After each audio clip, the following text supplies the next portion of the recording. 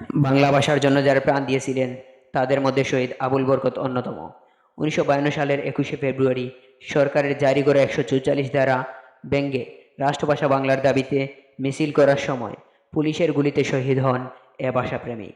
আবুল বরকত 1927 সালের 13ই জুন তৎকালীন ব্রিটিশ ভারতের পশ্চিমবঙ্গের মুর্শিদাবাদ জেলার ভরতপুর অঞ্চলের বাবলা গ্রামে জন্মগ্রহণ করেন। তার ডাকনাম আবাই, পিতার নাম শামসুদ্দিন ও মাতার নাম হাসিনা বেগম।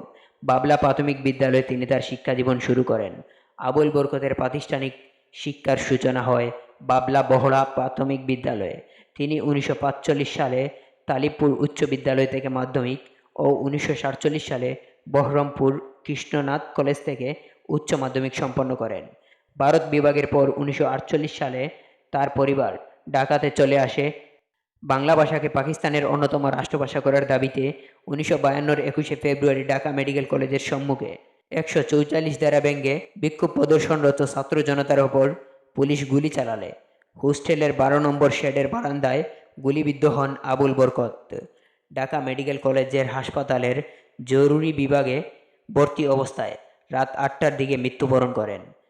ওই দিন রাতে কড়া পুলিশ পাহারায় আজিমপুর কবরস্থানে তাকে সমাহিত করা হয়। ভাষা আন্দোলনে আত্মত্যাগের জন্য 2000 সালে বাংলাদেশ সরকার আবুল বরকতকে 21শে পদক প্রদান করে। ঢাকা বিশ্ববিদ্যালয় ক্যাম্পাসে তার স্মরণে ভাষা শহীদ আবুল বরকত স্মৃতি জাদুঘর নামে একটি জাদুঘর প্রতিষ্ঠিত হয়েছে।